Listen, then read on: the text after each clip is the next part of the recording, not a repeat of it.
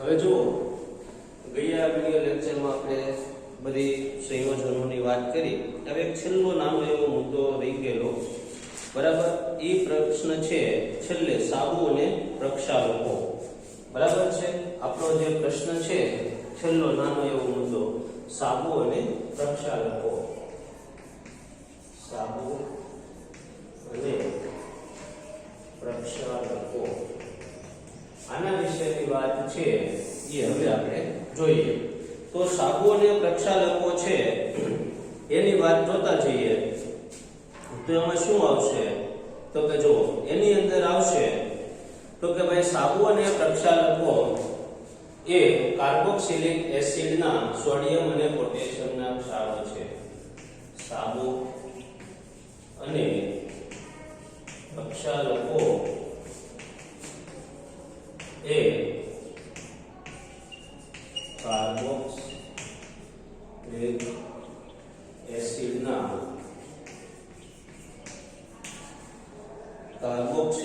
એસિડના શું છે?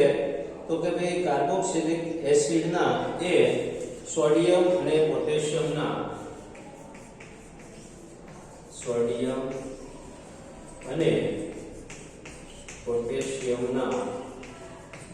ક્ષારો છે. આ પહેલી વાત થઈ. બીજી વાત થઈ, સાબુનો આયનિક છેડો પાણીમાં દ્રાવ્ય થાય છે જ્યારે કાર્બન શૃંખલા તેલમાં દ્રાવ્ય થાય છે. સાબુનો જો આયનિક છેડો જે છે, આયનિક છેડો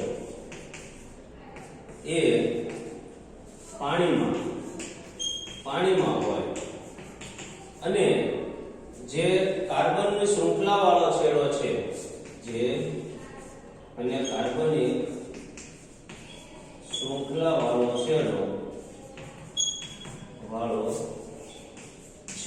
કાર્બનિક શૃંખલા વાળો છેડો એ તૈલી પદાર્થ સાથે જોડાય છે. આનો અર્થ શું થયો કે તમે જો મેલ છે ને મોટા ભાગે ચીકણો હોય, તૈલી પદાર્થ હોય, એટલે કે જે આયનિક છેડો છે, બરાબર, એ કોની સાથે જોડાય? પાણીમાં હોય. અને જે કાર્બનિક શૃંખલા વાળો જે છેડો છે એ મેલ સાથે જોડાય. તૈલી પદાર્થનો બીજો અર્થ છે મેલ સાથે શું થાય છે? જોડાય છે. આમ સાબુનો એક છેડો મેલ સાથે અને બીજો છેડો, આમ સાબુનો એક છેડો મેલ સાથે, જ્યારે બીજો છેડો એ પાણી સાથે હોય. હવે શું થાય છે? અને આ સમગ્ર રચનાને મિસેલ કહે છે. આ રચનાને શું કહેવામાં આવે છે? મિસેલ કહે છે. હવે અહીંયા એક છેડો તેલના ટીપા તરફનો આયનિક છેડો બહાર જાય તો પાણીની આમ મિસેલની રચનાથી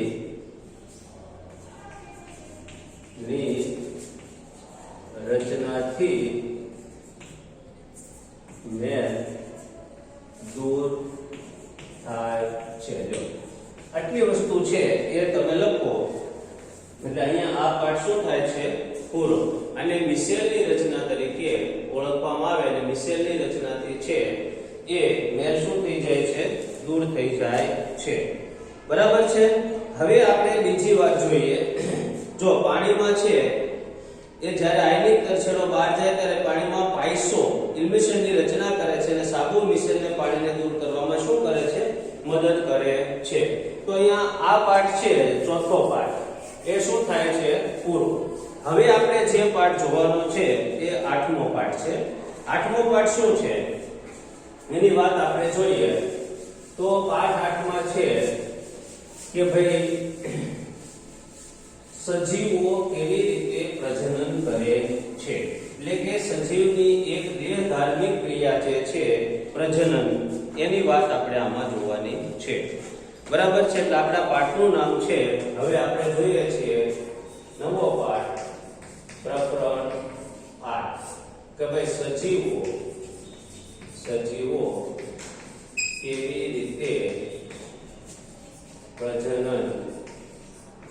કરે છે. સજીવો કેવી રીતે પ્રજનન કરે છે આના વિશેની વાત છે એ હવે આપણે જોઈએ કે ભાઈ સજીવો કેવી રીતે પ્રજનન કરે છે. હવે પહેલો મારો પ્રશ્ન એવો છે કે કેવી રીતે પ્રજનન કરે છે એ પ્રશ્ન પછી છે, પણ પ્રજનનની જરૂરિયાત જણાવો. જરૂરિયાત શું છે? હવે એની અંદર આપણે એક વાત પહેલા થોડીક ચર્ચાઓ કરીએ કે ભાઈ જેમ આપણે શ્વાસ લઈએ છીએ, જો એક વસ્તુ સમજી લો કે પ્રજનન જે છે એ એક દેહધાર્મિક ક્રિયા છે. કોઈ પણ સજીવ, જેને આપણે સજીવ કહીએ છીએ, એના માટે અનિવાર્ય ઘટના છે, અનિવાર્ય વસ્તુ છે આ બે વાત. હવે આપણે બધી જ જૈવિક ક્રિયાઓ કરીએ છીએ એ બધી જ જૈવિક ક્રિયાઓ કોઈના કોઈ ઉદ્દેશ માટે કરીએ છીએ. દાખલા તરીકે આપણે શ્વાસ લઈએ છીએ, શ્વાસોશ્વાસની ક્રિયા કરીએ છીએ, તો શા માટે? તો કે આપણા શરીરની અંદર ઓક્સિજન મળે અને આપણા શરીરની અંદર દેહધાર્મિક ક્રિયાઓ દ્વારા ઉત્પન્ન થયેલો CO2 બહાર આવે. એના માટે આપણે શ્વાસોશ્વાસની જરૂર છે. ઉત્સર્જન કરીએ છીએ, શા માટે ઉત્સર્જન કરીએ છીએ? તો કે ભાઈ આપણા શરીરની અંદર દેહધાર્મિક ક્રિયાઓ દ્વારા જે કચરો છૂટો પડે છે એ કચરાને દૂર કરવા માટે આપણે ઉત્સર્જનની ક્રિયા કરીએ છીએ. બરાબર છે? તો એવી જ રીતે આપણે ખોરાક ખાઈએ છીએ, એટલે કે પાચનની ક્રિયા. તો શા માટે કરીએ છીએ? તો કે આપણે જે ખોરાક લીધો છે એ ખોરાકમાંથી એના લેવલે શક્તિ છૂટી પડે એટલા માટે આપણે કઈ ક્રિયા કરીએ છીએ? તો કે ભાઈ પાચનની ક્રિયા કરીએ છીએ. તો આમ આપણે જુદી જુદી ક્રિયાઓ છે એ જુદી જુદી ક્રિયાઓ આપણે જુદા જુદા હેતુઓ માટે કરતા હોઈએ છીએ. તો પ્રજનન શા માટે કરીએ છીએ? તો જુઓ, પ્રજનન છે દરેક સજીવને પોતાનું અસ્તિત્વ ટકાવી રાખવું જરૂરી છે. જો સજીવ પોતાનું અસ્તિત્વ ટકાવી ન રાખે, જો સજીવો છે એ પોતાનું અસ્તિત્વ ટકાવી ન રાખે, તો બરાબર યાદ રાખજો, જો સજીવો પોતાનું અસ્તિત્વ ટકાવી ન રાખે તો શું થાય? તો કે જો સજીવો પોતાનું અસ્તિત્વ ટકાવી ન રાખે તો સજીવો છે એ નામશેષ થઈ જાય.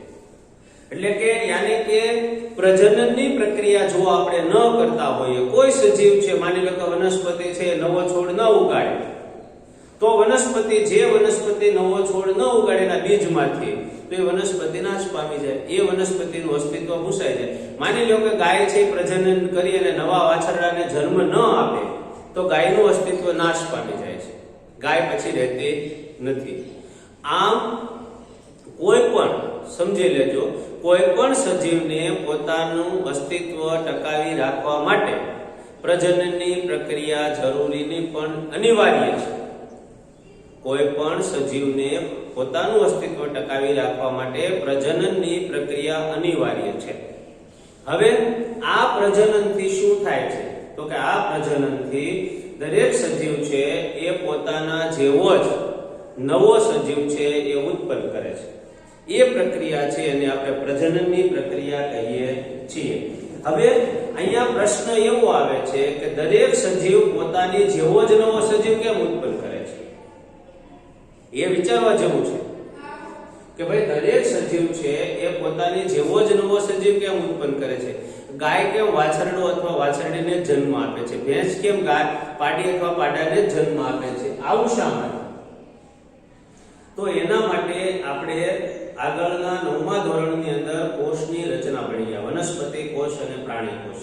એની અંદર જુદી જુદી અંગિકાઓની વાત આપણે કરેલી. એ બધી અંગિકાઓની જે વાત કરેલી છે એ બધી જ અંગિકાઓમાં સાંભળજો, એ બધી જ અંગિકાઓની જે આપણે વાત કરી છે એ બધી અંગિકાઓમાં એક અંગિકા આપણે ભણ્યા કોષ કેન્દ્ર. એ કોષ કેન્દ્રની અંદર આપણે આવે છે કોષ કેન્દ્રિકા. આ કોષ કેન્દ્રિકાની અંદર આવે છે DNA.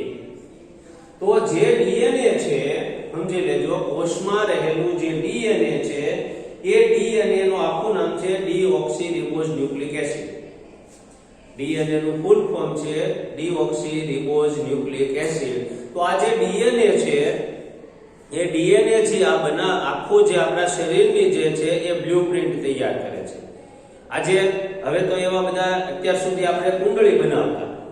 કોઈ બાળકનો જન્મ થાય એટલે માતા પિતા છે બ્રાહ્મણ પાસે જઈ એની તિથિ લખાવી અને એનું નામકરણની વાત કરે અને નામકરણના વાત કર્યા પછી એની કુંડળી બનાવે.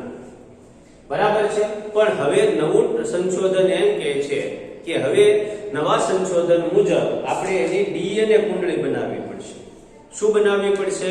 ડીએનએ કુંડળી બનશે કે કોઈ પણ સજીવ છે એ ભવિષ્યની અંદર શું કરશે, એને શામાં રસ હશે, શામાં રુચિ હશે, આ જે વાત છે એના ડીએનએ ઉપરથી ખબર પડશે. તમે જો ઘણી એવી વ્યક્તિઓ છે અત્યારે સમાજમાં, ઘણા એવા માણસો હોય છે, આપણને એમ થાય કે આ માણસ છે એ કોઈ સંજોગોમાં આ વસ્તુ ન કરી શકે છતાં પણ આમ કેમ? ઘણા અભણ માણસોનું ગણિત પાવરફુલ હોય, તમે એને કોઈ પણ હિસાબ આપો તો આપણી કરતા ઝડપથી કરી શકે છે. એની કળા છે. દાખલા તરીકે આપણા ગુજરાતી ગાયક કલાકાર દિવાળીબેન ભીલ એટલો બધો સુંદર ગાતા, એટલો બધો સુંદર, એને એક એકડાનો પણ અભ્યાસ કર્યો નહોતો, પણ એનો કંઠ એટલો બધો સરસ હતો. તો આ જે છે એની રસ અને રુચિ એનો ડીએનએ ના બંધારણ નક્કી કરે છે. અને તમને ખાલી જાણ માટે કહી દઉં કે આ ડીએનએ ની શોધ જે છે, ડીએનએ ના બંધારણની શોધ કરી છે એ ભારતના વૈજ્ઞાનિક ડોક્ટર ખુરાનાએ કરેલી છે. અત્યારે અમેરિકા રહે છે, બરાબર છે, પણ મૂળ ભારતીય વૈજ્ઞાનિક છે. એને ડીએનએ ની શોધ કરી છે, બરાબર. ગોવિંદરામ ખુરાના એને આની શોધ કરેલી છે અને એ શોધ છે એના માટે એને નોબેલ પ્રાઇઝ પણ મળેલું છે. તો આ જે શોધ છે ડીએનએ ની, એ વાત થઈ કે ડીએનએ છે એની પ્રતિકૃતિ છે એ સામેના સજીવની મૂકે છે. આપણે તમે જો કોઈ પણ સંતાન હોય, કોઈ પણ બાળક હોય અને આપણે 4 બાળક ઉભા હોય અને 4 મા બાપ છે એ સામે હોય તો આપણે મોટા ભાગે કહી દેતા હોઈએ છીએ કે આ છોકરો છે આ ભાઈનો છે. કારણ કે એનો ચહેરો એને મિલતો ઝૂલતો આવે છે. એનો ચહેરો શું થાય છે? એને મિલતો ઝૂલતો આવે છે. એના મમ્મી અથવા પપ્પાને એનો ચહેરો છે એ જોઈને આપણને ખબર પડી જાય કે આનો જ બાળક છે. 2 સગા ભાઈઓ હોય તો પણ આપણે કહી શકીએ કે આ 2 ભાઈઓ હશે. બરાબર છે. બહુ રેર કેસમાં એવું બને કે જ્યારે એને આપણે ડીએનએ માં કોઈ ફેરફાર થયો હોય તો એ આપણે ન કહી શકીએ. બરાબર છે. જો કોઈ પણ વ્યક્તિના ડીએનએ માં એની 4 પેઢી 5 પેઢી સુધીના લક્ષણો આવી શકે છે. બરાબર છે. એવું વિજ્ઞાન કહે છે. તો દરેક સજીવ છે એ એના ડીએનએ ની ઉપરથી એ શું કરે છે તો કે એના જેવા સજીવો બનાવવાનું, એની પ્રતિકૃતિ જે છે એ પ્રતિકૃતિ બનાવવાનું વલણ ધરાવે છે. અને એ પ્રતિકૃતિ જે બનાવે છે ડીએનએ જે છે એ ડીએનએ જો એમાં 2 પ્રકારના પ્રજનન છે. એક પ્રજનન એવું છે કે એક સજીવ પોતે, એક જ સજીવ દ્વારા પ્રજનન શક્ય બને છે, એને અલિંગી પ્રજનન કહેવામાં આવે છે. દાખલા તરીકે વનસ્પતિ છે, એમાં ઘણી બધી વનસ્પતિ, ઘણા બધા બેક્ટેરિયાઓ છે એ અલિંગી પ્રજનન કરે છે. બરાબર, કે જેમાં પ્રજનન માટે એક જ સજીવની શું પડે છે? જરૂર પડે છે. એને અલિંગી પ્રજનન કહેવાય. અને ઘણા સજીવો છે એવા છે કે જેમાં નર અને માદા દ્વારા પ્રજનન થાય છે, તો એને લિંગી પ્રજનન તરીકે ઓળખવામાં આવે છે. તો પ્રજનન છે એ મૂળ વાત છે. હું તમને કહું કે ભાઈ પ્રજનન શા માટે જરૂરી છે. પહેલા આપણે લખીએ કે ભાઈ પ્રજનન એટલે શું? પ્રજનનની વ્યાખ્યા. પ્રજનન કોને કહેવાય? આપણે એની સમજૂતી ખાલી લખીએ, પછી એના વિશેની વાત લખીએ બધી કે ભાઈ દરેક સજીવ પોતાની જેવો જ નવો સજીવ ઉત્પન્ન કરવાની વૃત્તિ ધરાવે છે. આ માટે જે દેહધાર્મિક ક્રિયા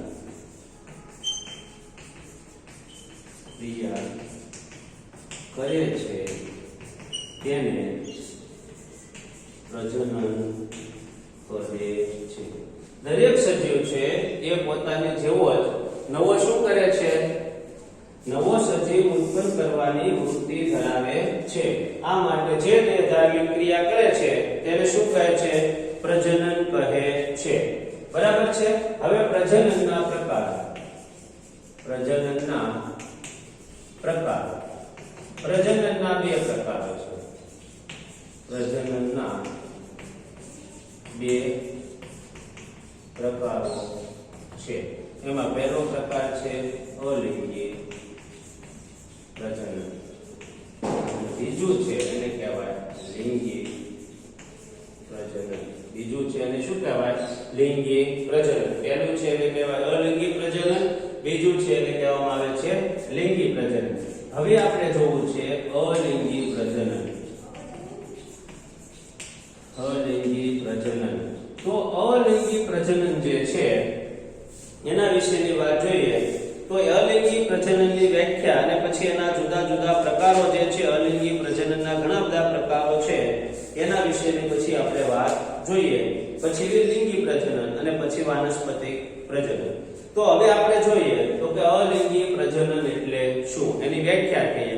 અથવા અલિંગી પ્રજનન કે એક જ સજીવ દ્વારા પોતાના જેવો જ નવો સજીવ ઉત્પન્ન કરવામાં આવે. એક જ સજીવ દ્વારા પોતાની જેવો જ નવો સજીવ ઉત્પન્ન કરવામાં આવે તો તેવા પ્રજનનને અલિંગી પ્રજનન કહે છે.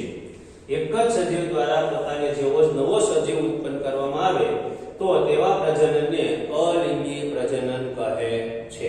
હવે આ અલિંગી પ્રજનન છે એના જુદા જુદા પ્રકારો, બરાબર છે, એના વિશેની વાત છે એ હવે આપણે જોવાની છે કે ભાઈ અલિંગી પ્રજનનના જુદા જુદા પ્રકારો કયા કયા છે. તો એની અંદર પહેલી વાત આવે છે, આમ ગણો તો એને બહુભાજન, આમ ગણો તો દ્વિભાજન. પહેલો પ્રકાર છે દ્વિભાજન અથવા તો ભાજન. દ્વિભાજન અથવા તો ભાજન, બરાબર છે.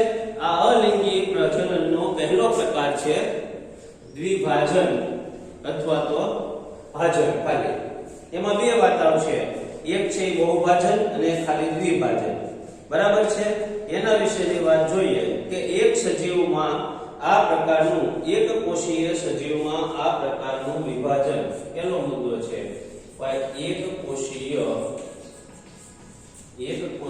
સજીવમાં આ પ્રકારનું, એક કોષીય સજીવમાં આ પ્રકારનું પ્રજનન જોવા મળે છે. એક કોષીય સજીવમાં આ પ્રકારનું પ્રજનન જોવા મળે છે. આ પ્રકારના પ્રજનનમાં જીવાણુઓ અને પ્રજીવનું બે સરખા ભાગમાં, આ પ્રકારના પ્રજનનમાં સજીવનું બે સરખા ભાગમાં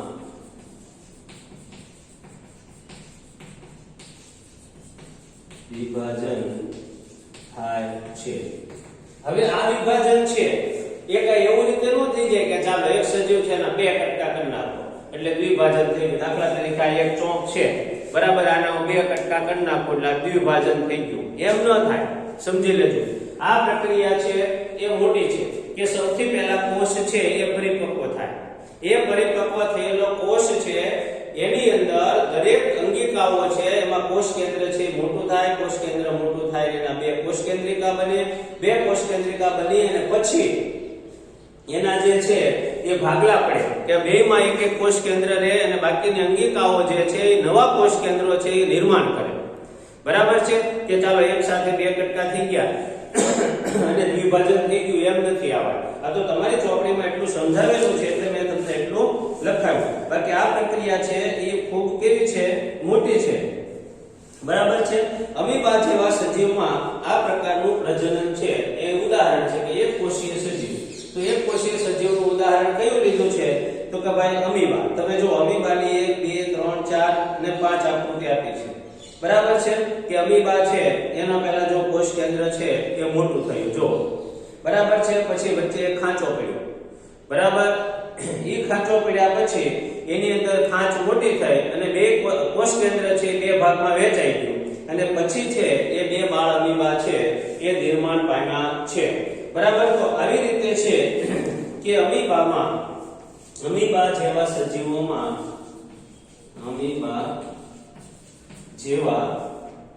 સજીવોમાં આ પ્રકારનું વિભાગ અમીબા જેવા સજીવોમાં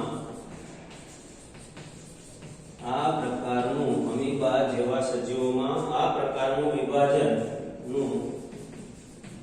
વિભાજન કોઈ પણ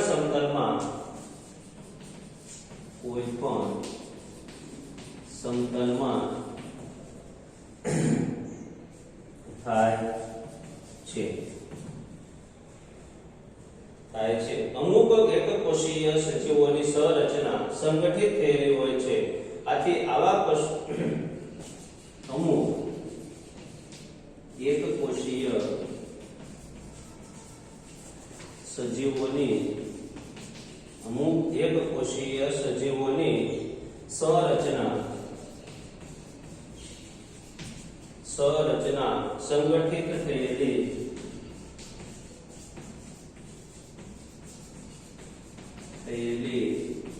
હોય છે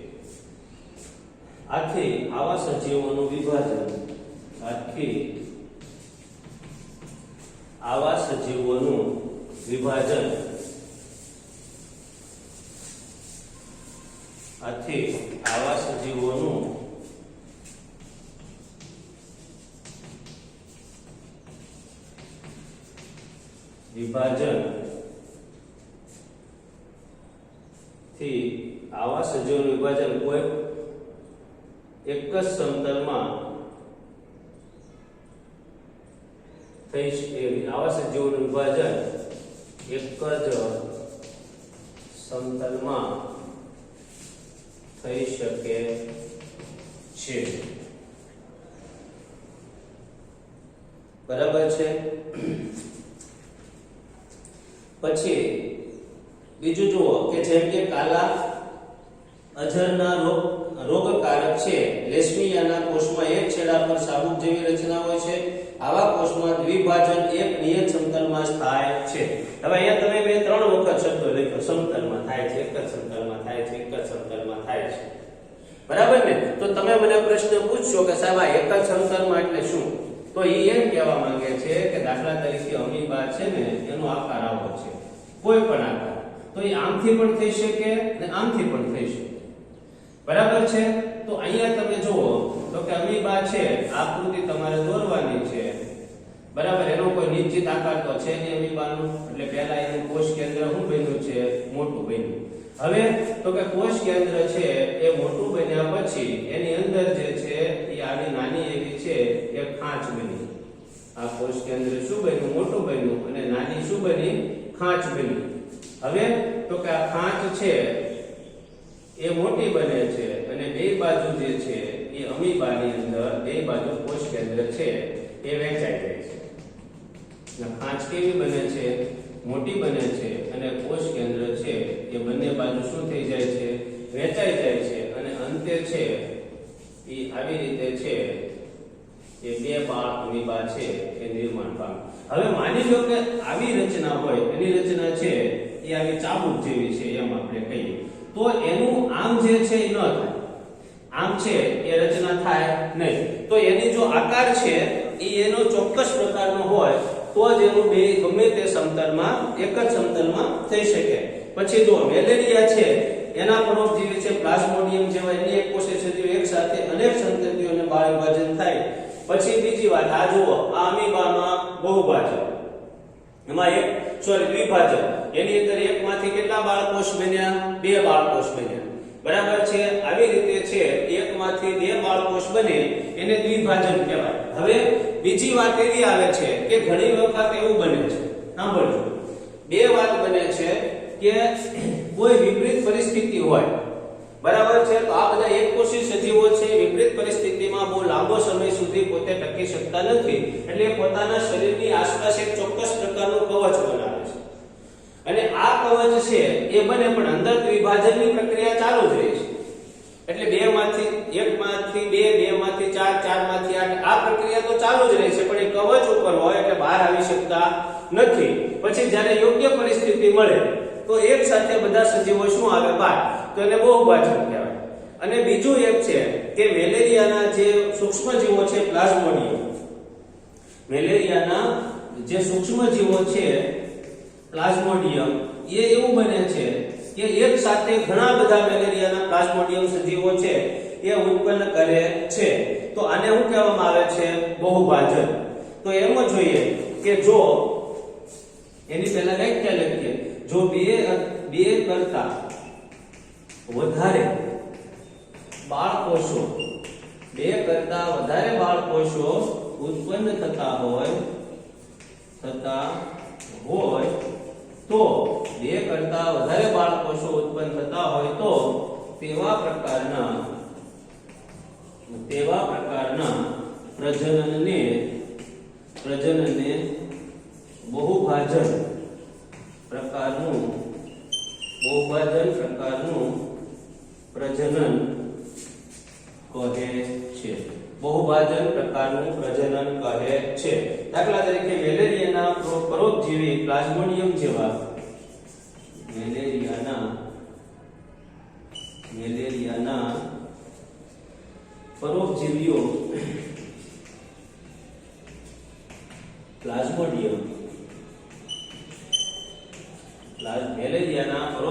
પ્લાઝ્મોડિયમ જેવા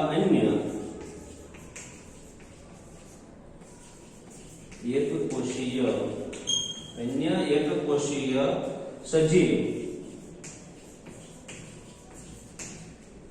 એક સાથે અનેક સંતતિ ઉત્પન્ન કરે છે અને બાળકોષમાં